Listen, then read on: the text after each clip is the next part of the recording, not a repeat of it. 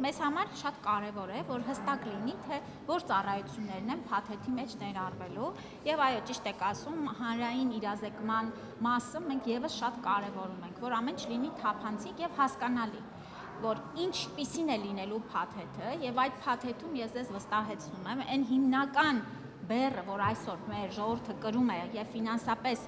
բարդ իրավիճակի առաջ է կանգնում, երբ որ կարիք ունի վիրահատություն ունենալու, դեղորայք գնելու, այս փաթեթը այդ բազային կարիքները բավարարելու է։ Այնինչ, գիտեք, ամեն օր բժշկագիտությունը զարգանում է եւ իհարկե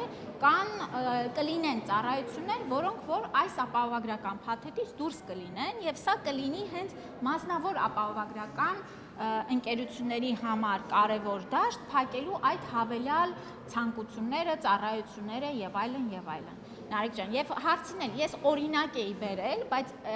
կարծեմ մի փոքր շփոթություն կար, տպավորություն ստեղծեց, որ միայն այդ օրինակներն են, որ փակվելու են, դրանից դուրս բան չի փակվելու։ Ոչ, հստակ լինելու է ցանկ ծառայությունների եւ այդ ծառայությունները արդեն ներառված լինելով փաթեթի մեջ ապահովագրության կողմից փոխհատուցվելու է։ Դե գիտեք, որ աշխատանքները ընթանում են, թե ազգային ժողովում ենք ունեցել վերջին 2 շաբաթվա ընթացքում երևի 4 հանդիպում ենք ունեցել մեր ազգային ժողովի գործընկերների հետ, առաջիկայում էլ կունենանք եւս 1-2-ը եւ կառավարությունում ուրեմն արդեն այսպես նրանց հետ էլ ամբողջացնելուց հետո մեր դիտարկումն է, որ պիտի մտնի կառավարության նիստ։